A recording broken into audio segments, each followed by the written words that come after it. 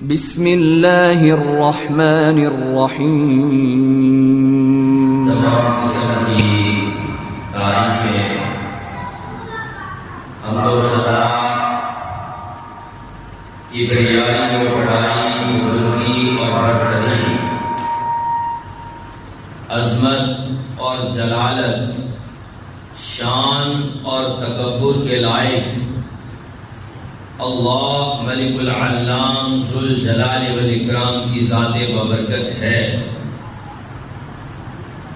اور بے انتہا بے شمار لا تعداد ان گنت درود و سلام ہو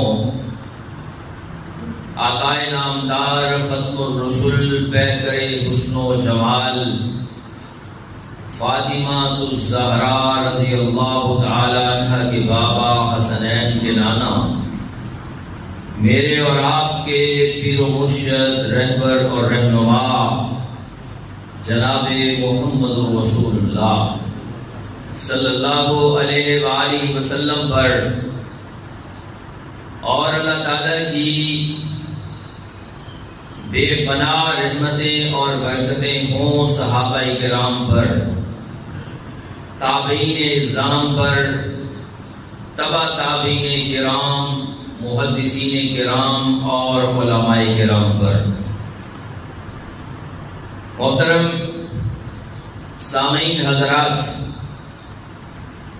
سورہ آل عمران کی ایک آیت میں نے آپ کے سامنے پڑھی ہے، اس میں اللہ رب العزت فرماتے ہیں کہ بے شک اللہ کے ہاں دین فقط اسلام ہے. دین یعنی زندگی گزارنے کا مکمل طریقہ، دین یعنی وہ رستہ جس پہ چل کے انسان کی دنیا بھی اچھی طرح گزر جائے اور آخرت بھی بن جائے. دین یعنی وہ نمونہ کہ جو انسان کے لیے ہر طرح کی معلومات انسان کو پیش کرے. دین وہ لاہیہ عمل کہ جس میں عمل پیرا ہو کر انسان اس دنیا میں بھی سرخرو ہو جائے اور آخرت میں بھی اس کے لیے کامیابیاں ہی کامیابیاں. وہ دین فقط اللہ کے ہاں اسلام ہے، اور کوئی ایسا نمونہ نہیں اور کوئی ایسا لاہیہ عمل نہیں، کوئی ایسا طریقہ اور راستہ نہیں کہ جس پہ چل کے انسان کی دنیا بھی بنتی ہو اور انسان کی آخرت بھی بنتی ہو. یہ 1400 سال سے لے کے اب تک اور اب سے لے کے قیامت تک فقط ایک ہی ہے جس کا نام اسلام ہے. ان الدین عند اللہ الاسلام. اور معلومات کے لیے سامعین بتاتا چلوں کہ ایک مذہب ہوتا ہے اور ایک دین ہوتا ہے. یہ جو لفظ دین ہے یہ جامع لفظ ہے، کیونکہ مذہب کی ہو سکتا ہے کہ کوئی ایسی تعریف بیان کرے کہ جس میں صرف عبادات آتی ہو، جس میں صرف اس کے ایسے معاملات کا تذکرہ ہو جس سے اس کی صرف عبادات اور عقائد درست ہوتے ہو. لہذا دنیا میں اس طرح کے بہت سے مذاہب موجود ہیں، لیکن دین فقط ایک ہے کہ جس میں انسان کو زندگی کا ہر پہلو سمجھایا گیا ہے، چاہے اس کا تعلق عقائد سے ہو، چاہے اس کا تعلق عبادات سے ہو، یا چاہے اس کا تعلق معاملات سے ہو. اس لیے اسلام دین ہے. اور اللہ نے دو ٹوک فیصلہ قرآن میں کر دیا ہے کہ میں اس کے علاوہ کوئی اور دین قبول ہی نہیں کروں گا. وَمَن يَبْتَغِ غَيْرَ الْإِسْلَامِ دِينًا فَلَن يُقْبَلَ مِنْهُ. جو اسلام کے علاوہ کوئی اور دین تلاش کرے گا کہ کسی اور دین میں میری نجات ممکن ہو، میں اس پہ چل کے راہ راست پہ آ جاؤں اور مجھے صراط مستقیم مل جائے، تو اللہ نے کہا فَلَن يُقْبَلَ مِنْهُ. ہرگز اس سے قبول ہی نہیں کیا جائے گا.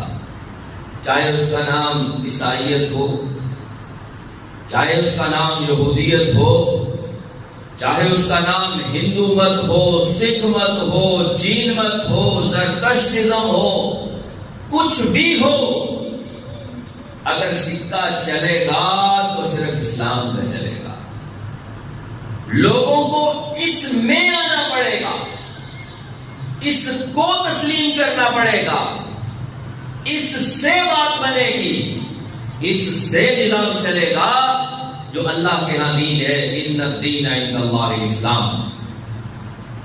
اور اسلام بڑا سمپل اور سادہ ہے. یہ ایک عام سے شخص کو بھی سمجھ آ سکتا. اس کے سمجھنے کے لیے انسان ہونا کافی ہے. اس کے سمجھنے کے لیے کوئی بہت بڑی ڈگریوں کی ضرورت نہیں ہے، کوئی بہت بڑے دماغ کی ضرورت نہیں ہے، کوئی بہت بڑی انٹیلیجنس کی ضرورت نہیں ہے. اس کے سمجھنے کے لیے انسان ہونا کافی ہے، کیونکہ اللہ نے یہ دین انسانوں کے لیے بھیجا ہے. لہذا اس کو ہر انسان سمجھ سکتا ہے، ہر انسان اس پہ عمل پیرا ہو سکتا ہے، اس پہ چل کے دکھا سکتا ہے. اور نمونے کے طور پہ لَقَدْ كَانَ لَكُمْ فِي رَسُولِ اللَّهِ أُسْوَةٌ حَسَنَةٌ. پیارے نبی علیہ السلام کی زندگی موجود ہے. یعنی اگر آپ نے اس دین پہ چلنا ہے اور آپ یہ چاہتے ہیں کہ میں دین کے ان اصولوں پہ کیسے عمل کروں، تو آپ کے سامنے حضور نبی کریم علیہ السلام کی زندگی ایک کھلی کتاب کی طرح موجود ہے. اللہ کے نبی نے انسانی زندگی کے تمام پہلو ان کو گزارا ہے اور صحابہ کرام نے اس کو نوٹ کر کے آگے امت تک پہنچایا ہے. لہذا اب پرابلم ہی نہیں رہی، کوئی مشکل ہی نہیں. اب تو بس اس زندگی اور اس لاہیہ عمل کو دیکھنا ہے اور اپنی زندگی کو انہی نقش قدم پر، انہی قدموں پر چلا دینا ہے. یہی صراط مستقیم ہے، یہی نجات کا ذریعہ ہے، اور یہی ایک واحد رستہ ہے کہ جس پہ چل کے انسان کی دنیا بھی بن سکتی ہے اور آخرت بھی. اس حوالے سے ایک حدیث رسول آج کے خطبہ جمعہ میں آپ کے سامنے پیش کرنا چاہتا ہوں کہ اکثر احباب نے وہ حدیث سن رکھی ہے. محدثین نے کتاب الایمان کے شروع میں، بلکہ بعض محدثین نے اپنی کتاب کا آغاز ہی اس حدیث سے کیا ہے. حدیث جبریل. اس حدیث میں بڑے عام فہم انداز میں پیارے نبی علیہ السلام نے امت کو ساری باتیں سمجھا دی. تو یہ حدیث جبریل سمجھیے کہ آج ہمارے خطبہ جمعہ کا موضوع ہے. حضرت عمر بن خطاب رضی اللہ تعالی عنہ اس حدیث کے راوی ہیں. بیان فرماتے ہیں کہ ایک دن ہم پیارے نبی علیہ السلام کی مجلس میں تشریف فرما تھے. اللہ کے نبی علیہ السلام کی مجلس لگی ہے اور ہم صحابہ کرام آپ علیہ السلام کے ارد گرد موجود ہیں کہ اچانک کیا ہوا، اطلع علینا رجل، باہر سے ایک آدمی آتا ہے اور اس آدمی کی حالت بیان کرتے ہیں کہ شدید بیاض الثیاب، اس کے کپڑے انتہائی سفید رنگ کے، وہ شدید سواد الشعر، یہ جو سر کے بال ہیں یہ انتہائی سیاہ رنگ کے، لا یرا علیہ اثر السفر ولا یعرفہ منا احد، اس کے اوپر کوئی سفر کا نشان نظر نہیں آتا کہ مسافر ہے، کیونکہ آپ جانتے ہیں کہ عرب میں سفر کرنا جو کہ اونٹوں اور گھوڑوں پر ہوا کرتا، اس میں ایسا نہیں ہو سکتا کہ انسان صاف ستھرا اپنی منزل تک پہنچ جائے، جیسے آج کل اللہ کے فضل و کرم ہے۔ اور بات یہی ہے کہ آج کے دور کا مسلمان جس قدر ناشکرا ثابت ہوا ہے، تاریخ بتاتی ہے کہ کسی دور میں بھی اس قدر رب کائنات کی انسان نے ناشکری نہیں کی۔ اب آپ دیکھیں تو صحیح، اللہ کی اتنی نعمتیں ہیں ہمارے پاس کہ ہم گن نہیں سکتے، شمار نہیں کر سکتے، کیا امیر اور کیا غریب، ہر انسان اتنی نعمتوں کو اور ان کو حاصل کرنے کے بعد ان سے مزے اڑا رہا ہے، پھر بھی زبان اللہ کے شکر سے تر نہیں ہوتی۔ ٹھنڈا پانی زبان کو لگتا ہے، اتنی لذیذ چیزیں، ابھی اللہ کا کتنا شکر ہے کہ جس نے کتنے اچھے انداز میں یہ ہماری عید کا دن گزارا، کہ اللہ نے موسم بھی بڑا پیارا بنایا، اللہ نے صحت اور سلامتی بھی عطا کی، کوئی خوف اور غم بھی نہیں جس طرح مسلمان امت کو موجود ہے، لیکن پھر بھی زبان پہ شکوے اور شکایتیں یہ ہر وقت موجود رہتی۔ تو اللہ کا ہمیں شکر ادا کرنا چاہیے، خصوصاً سفر میں دیکھیں، یہاں سے آپ ہزاروں کلومیٹر دور چلے جاتے ہیں، ایسا ہی لگتے ہیں جیسے انسان اپنے بستر سے اٹھ کے آرام سے آیا ہے، بالکل کوئی سفر کا نشان نہیں۔ تو صحابی رسول حضرت عمر بیان کرتے ہیں کہ اس آدمی پہ سفر کا کوئی نشان نظر نہیں آ رہا تھا، وَلَا يَعْرِفُهُ مِنَّا أَحَدٌ، اور اگلی بات یہ تھی کہ ہم میں سے اسے کوئی جانتا اور پہچانتا بھی نہیں تھا کہ یہ کون ہے، کس کا مہمان ہے۔ جیسے ہوتا ہے نا، گاؤں میں کوئی بندہ آ جائے تو پوچھا جاتا ہے، اللہ رب العزت ہمارے حافظ محمد دین رحمہ اللہ کو جنت الفردوس میں اعلیٰ مقام عطا فرمائے، یہ ان کی ایک عادت مبارکہ ہوا کرتی تھی کہ مسجد میں کوئی بھی اجنبی آتا تو باقاعدہ پوچھا کرتے تھے کہ آپ کس کے مہمان ہیں، اور اکثر اسے کھانے کے لیے، ناشتے کے لیے اپنے پاس روکتے۔ یہ ایک اپنائیت کی بات ہے، محبت کی بات ہے۔ تو بیان کرتے ہیں کہ ہم میں سے اسے کوئی جانتا بھی نہیں تھا۔ اب کیا ہوا، حتی جلسا الی النبی صلی اللہ علیہ وسلم، وہ آ کے نبی علیہ السلام کے پاس بیٹھ گیا، فاسند رکبتیہ الی رکبتیہ، اپنے گھٹنے اس نے پیارے نبی علیہ السلام کے گھٹنوں کے ساتھ اس طرح سے ملا دیے، جیسے تشہد میں ایک انسان دوسرے انسان کے سامنے آ کے بیٹھ جائے۔ وَوَضَعَ كَفَّيْهِ عَلَى فَخِذَيْهِ، اور اپنی دونوں ہتھیلیاں اپنی دونوں ان رانوں کے اوپر رکھ دی، جیسے انسان تشہد میں بیٹھتا ہے، اور یہ جو انداز ہے بیٹھنے کا، یہ بڑا ہی ایک عزت والا، رسپیکٹ والا، تعظیم والا انداز ہے. اور خصوصاً شاگرد استاد کے سامنے اکثر ایسے ہی بیٹھا کرتے تھے. یعنی یہ ڈسپلن ہے، یہ ایک بتایا جا رہا ہے. آج آپ دیکھیں کہ تعلیمی نظام میں بہت زیادہ اصلاحات آ رہی ہیں. پڑھے لکھے لوگ اس بات کو بخوبی جانتے ہیں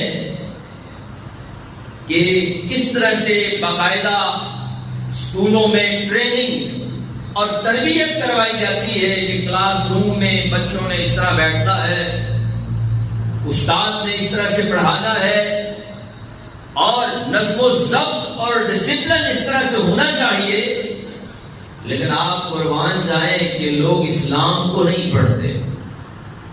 یہ بات آج سے 1450 سال پہلے کی کر رہا ہوں، اور یہ واقعہ پیارے نبی علیہ السلام کی زندگی کے آخری واقعات میں سے ثابت ہوتا ہے کہ اللہ کے نبی کی زندگی کے آخری سال ہیں جن سالوں میں یہ واقعہ پیش آیا ہے. اس میں بتایا جا رہا ہے کہ ایک شاگرد کو اپنے استاد کے سامنے کیسے بیٹھا ہونا چاہیے. اللہ کے نبی علیہ السلام چونکہ اپنے صحابہ کرام کے استاد تھے، خود حضور فرماتے ہیں کہ انما بعثت معلما، مجھے استاد بنا کے بھیجا گیا ہے. تو صحابہ کرام آپ صلی اللہ علیہ وسلم کے سامنے بڑے ہی ادب کے ساتھ بیٹھا کرتے تھے اور کوئی شور و غل نہیں. صحابہ فرماتے ہیں ہم اللہ کے نبی کی مجلس میں ایسے بیٹھتے کہ گویا ہمارے سروں پر پرندے بیٹھے ہیں، اگر تھوڑی سی بھی حرکت کریں گے تو اڑ جائیں. یہ کیفیت تھی، اور وہ آنے والا جو شخص تھا اس نے یہی کیفیت حضور صلی اللہ علیہ وسلم کے سامنے بنائی. اور پھر آپ علیہ السلام سے سوال کیا اور پوچھا اس نے کہ اخبرنی عن الاسلام، اے محمد عربی صلی اللہ علیہ وسلم آپ مجھے اسلام کے بارے میں بتائیں کہ اسلام کیا ہے. واٹ از اسلام، مل اسلام، یعنی اسلام کیا ہے، اس بارے میں آپ مجھے بتائیے. تو پیارے نبی علیہ السلام نے اس کے سوال کا جواب دیا اور کہا اسلام یہ ہے کہ ان تشہد ان لا الہ الا اللہ وان محمدا عبدہ ورسولہ وتقیم الصلاۃ وتؤتی الزکاۃ وتصوم رمضان وتحج البیت ان استطعت الیہ سبیلا. اسلام یہ ہے کہ سب سے پہلے تو تم اس بات کی گواہی دو کہ اللہ کے سوا کوئی معبود نہیں، اور پھر تم اس بات کی بھی گواہی دو کہ محمد صلی اللہ علیہ وسلم اللہ کے بندے اور اس کے رسول ہیں. اور دوسری چیز جو اسلام میں شامل ہے، تم نماز قائم کرو اور پھر زکوٰۃ ادا کرو، پھر رمضان کے روزے رکھو، پھر اگر تمہارے اندر طاقت ہے، استطاعت ہے تو تم بیت اللہ کا حج کرو. اس آدمی نے یہ جواب سننے کے بعد پتہ ہے کیا کہا؟ اس نے کہا صدقتا، اے اللہ کے نبی صلی اللہ علیہ وسلم آپ نے سچ کہا ہے. حضرت عمر فرماتے ہیں کہ ہم صحابہ کی کیفیت یہ تھی فعجبنا له ان يسأله ويصدقه، ہمیں بڑا تعجب اور حیرانگی ہوئی کہ سوال بھی اسی نے پوچھا اور اللہ کے نبی نے جب جواب دیا تو اس جواب کی تصدیق بھی خود ہی کر رہا ہے.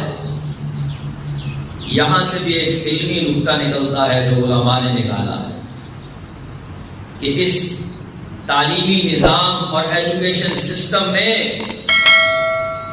یہ علم سیکھنے کے نظام میں بعض اوقات انسان کو اگر کوئی بات معلوم بھی ہو تب بھی صاحب علم سے پوچھے. یعنی اگر ایک چیز کا آلریڈی پہلے سے علم ہے پھر بھی پوچھنے میں کوئی مذائقہ نہیں، کیونکہ ہو سکتا ہے کہ اس چیز کا دوسروں کو فائدہ ہو جائے.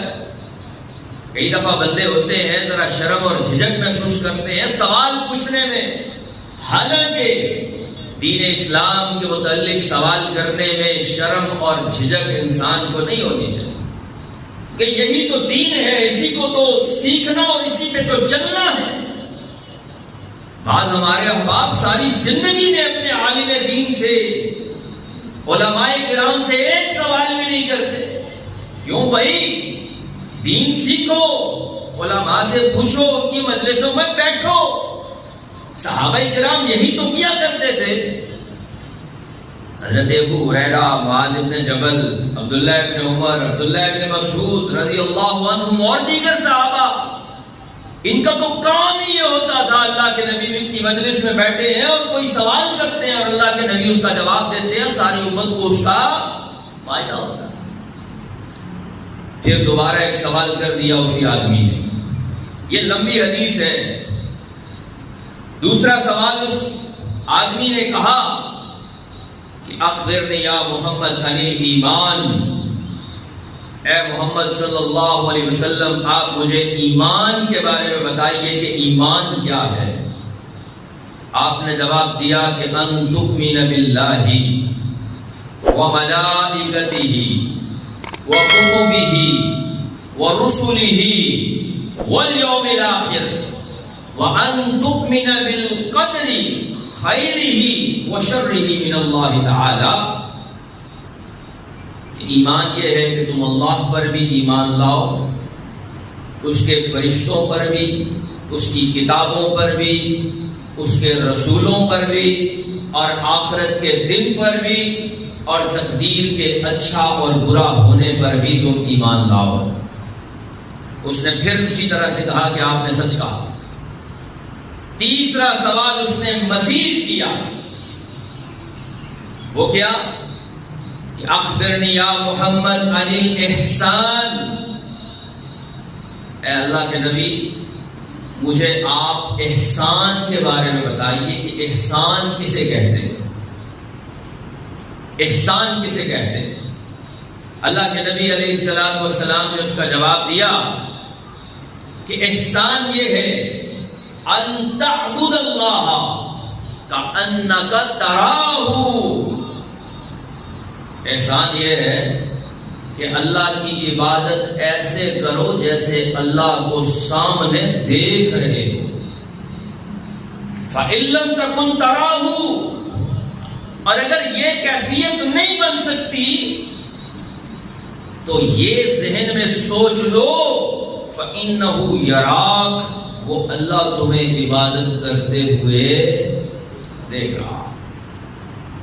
اب اسی احسان کو تقرب الی اللہ کہتے ہیں، کہ اللہ کا قرب حاصل کرنا، جس کے مختلف نام رکھ لیے لوگوں نے.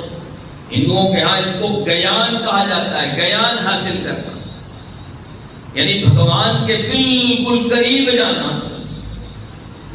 اور بعض لوگوں نے اسے تصوف کا نام دیا ہے کہ جس صوفیاء کرام نے اللہ کے قرب کو حاصل کرنے کے لیے یہ محنتیں، کاوشیں اور کوششیں کی ہیں کہ اللہ کا کسی طرح سے ہمیں قرب حاصل ہو جائے. لیکن اسلام کا تصوف یہ احسان ہے. اسلام اللہ کے قریب جانے کا یہ طریقہ بتاتا ہے کہ پہلے ایمان ہو، پھر اسلام پہ عمل پیرا ہو، اور پھر اپنی عبادت کی کیفیت ایسی بنا لے کہ اپنے رب سے ایسا تعلق جوڑ لے کہ اپنے رب کو اپنے سامنے دیکھ رہا ہے. اور اس کے لیے تمہیں کسی خاص مقام پہ جانے کی ضرورت نہیں ہے. تمہیں لوگوں سے الگ تھلگ ہو کے تمہیں رہبانیت اختیار کرنے کی ضرورت نہیں ہے. تمہیں اپنے گھر بار کو چھوڑنے کی ضرورت نہیں ہے. تمہیں کاروبار سے الگ ہونے کی ضرورت نہیں ہے. تم اس دنیا کی زندگی میں رہتے ہوئے بھی یہ تقرب الی اللہ حاصل کر سکتے ہو. بس اپنا تعلق اللہ سے ایسا بنانا ہے تو عبادت انشاءاللہ ایسی بن جائے گی کہ اللہ کے ہاں قابل قبول ٹھہرے. اور اس کے لیے انسان کو یہ سوچنا پڑے گا کہ میں کس ذات کے سامنے کھڑا ہوں. میں جو نماز کی اس رکعت کو ادا کر رہا ہوں تو اس کا مقصد کیا ہے؟ میں کسے راضی کرنا چاہتا ہوں؟ میرے ماں باپ خوش ہو جائیں، پڑوسیوں یا دکانداروں کی نظر میں اچھا ٹھہروں، یا معاشرہ مجھے اچھا نوازی کہے؟ نہیں. اس سوچ کو نکال کے انسان یہ سوچے کہ میں اللہ سے ملاقات کرنے لگا ہوا ہے. سب رشتے ناطے توڑ کے اب میری بات ڈائریکٹ اللہ سے ہونے لگی. آپ نے بزرگوں کو کبھی فون سنتے ہوئے دیکھا ہو؟ ان کے سامنے جب وہ بات کر رہے ہوں فون پہ، کوئی ذرا دوسرے لوگ باتیں کریں تو وہ انہیں خاموش کراتے ہیں، خاموش ہو جاؤ. میں اپنی بیٹی سے بات کر رہی ہوں، میں اپنے بچے سے جو ملک کے باہر ہے اس سے بات کر رہی ہوں، خاموش ہو جاؤ. اس کی بات صحیح طرح سے سمجھ آنے دو، میری بات صحیح طرح اس کو پہنچنے دو. یہ ایک کنیکشن ہے جو بعض اوقات انسانی رشتوں میں اتنا مضبوط ہو جاتا ہے کہ انسان دوسرے کی بات برداشت نہیں کرتا. تو یہاں پہ یہ کنیکشن بنانے کی ضرورت ہے، یہ سوچ بنانے کی ضرورت ہے کہ میں کوئی معمولی درجے کا کام نہیں کر رہا، میں اپنے رب سے بات کر رہا ہوں. پھر انسان کی عبادت جو ہے وہ تصوف والی، احسان والی، تقرب الی اللہ والی بنتی ہے. اور تاریخ سے مثالیں ہمارے سامنے موجود ہیں کہ صحابہ کرام کو اکثر صحابہ کرام کے ساتھ یہ واقعات ہوئے کہ میدان جنگ میں بارڈر پہ کھڑے ہوتے ہوئے تیر لگے ہیں، آپ کے جسم میں پیوست ہوئے ہیں، لیکن نماز نہیں توڑی. محدثین کو حدیث پڑھاتے ہوئے زہریلے جانوروں نے کئی مرتبہ جسم پہ ڈسا ہے، لیکن اپنی جگہ سے ٹس سے مس نہیں ہوئے. ہمارے ہاں کیا ہے؟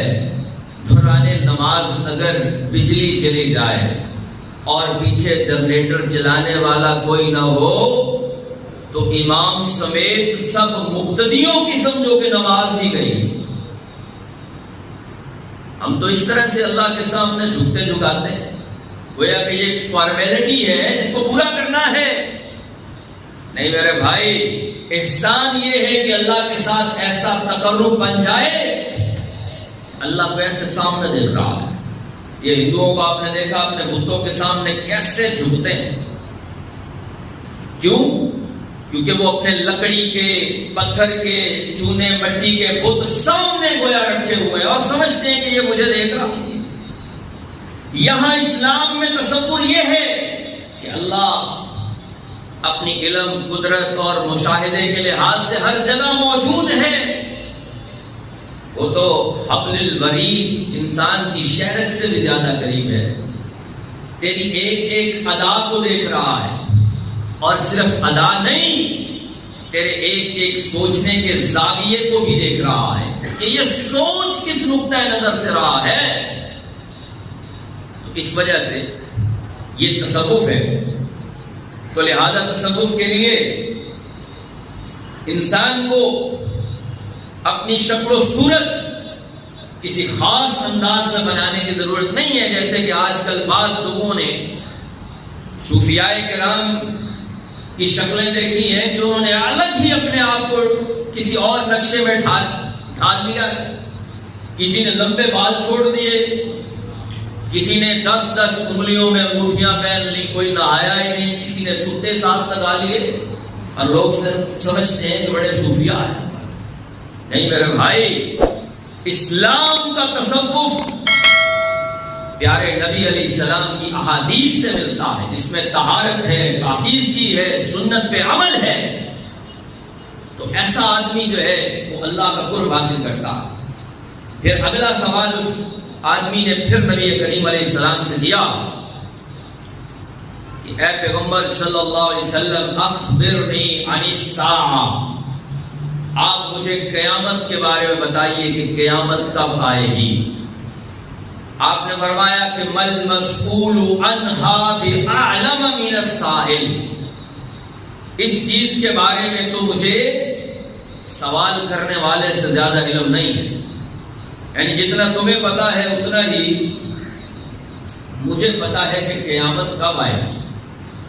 تو اس نے اگلا سوال کیا کہ حضور اخبرنی عن اماراتہا، آپ مجھے اس قیامت کی نشانیاں بتا دیں کہ نشانیاں کیا ہوں۔ آپ نے فرمایا کہ نشانیاں یہ ہیں ان تلد الامۃ ربتہا، کہ تم دیکھو گے ایک وقت ایسا بھی آ جائے گا کہ جب اولاد ماں باپ کی صریح نافرمان ہو جائے گی۔ اس کے دیگر تراجم بھی کیے کہ لونڈی اپنے مالک کو جنم دے گی، اور اکثر محدثین نے یہ ترجمہ کیا ہے کہ اولاد ماں باپ کی نافرمان ہو جائے گی اور ماں باپ کو کچھ سمجھے گی نہیں ابا جی آپ کو کیا پتا، معاشرے میں تو ہم رہ رہے ہیں، اصل تو مجھے علم ہے۔ کئی اولادیں ایسی ہیں جو کئی معاملات میں والدین کی صریح نافرمانی کرتی ہے، وہ سمجھتی ہیں کہ والدین کو تو پتہ ہی نہیں جو مجھے پتا ہے۔ اور دوسری نشانی آپ علیہ السلام نے فرمائی وَأَن تَرَى الْحُفَّاةَ الْعُرَاةَ الْعَالَةَ رِيَاءَ الشَّاءِ يَتَطَاوَلُونَ فِي الْبُنْيَانِ، کہ ایک وقت ایسا آنے والا ہے تم دیکھو گے کہ وہ لوگ جو کبھی بکریوں کے چرواہے ہوا کرتے تھے، جو ننگے قدموں والے مفلوق الحال قسم کے لوگ، ایک وقت ایسا آئے گا کہ اتنی مال و دولت ان کے پاس جمع ہو جائے گا کہ وہ اپنی عمارتیں، اپنی بلڈنگز ایک دوسرے سے اونچی اور بڑی بنانے میں ایک دوسرے پہ فخر کریں گے کہ میری بلڈنگ دیکھو کتنی اونچی، میرا مکان دیکھ لو، میری کوٹھی بنگلہ پلازہ دیکھو۔ یہ وقت آ جائے گا تو سمجھو کہ قیامت پھر قریب ہے۔ اور آپ جانتے ہیں کہ یہ نشانیاں آج کے دور میں پوری ہو چکی۔ پھر حضرت عمر رضی اللہ تعالیٰ عنہ بیان فرماتے ہیں ثم انطلق، وہ آدمی وہاں سے چلا گیا، فلبثت مليا، میں تھوڑی دیر پیارے نبی علیہ السلام کے پاس بیٹھا رہا، تو مجھے حضور نے پوچھا یا عمر اتدری من السائل، کیا جانتے ہو کہ یہ جو سوال کرنے والا تھا یہ کون تھا؟ قلت اللہ ورسولہ اعلم، میں نے کہا حضور اللہ اور اس کے رسول ہی بہتر جانتے ہیں۔ تو آپ علیہ السلام نے فرمایا کہ انہ جبریل، یہ جبرائیل تھے، اتاکم یعلمکم دینکم، یہ تمہیں تمہارا دین یعنی دین اسلام سکھانے کے لیے آئے۔ ہمارا آج کا موضوع کہ ان الدین عند اللہ الاسلام، دین اللہ کے ہاں فقط ایک ہی ہے جس کا نام اسلام ہے۔ اللہ رب العزت سے دعا ہے کہ اللہ تعالی ہمیں دین اسلام کو صحیح طور پہ سمجھ کے اس پہ عمل کرنے کی توفیق عطا فرمائے۔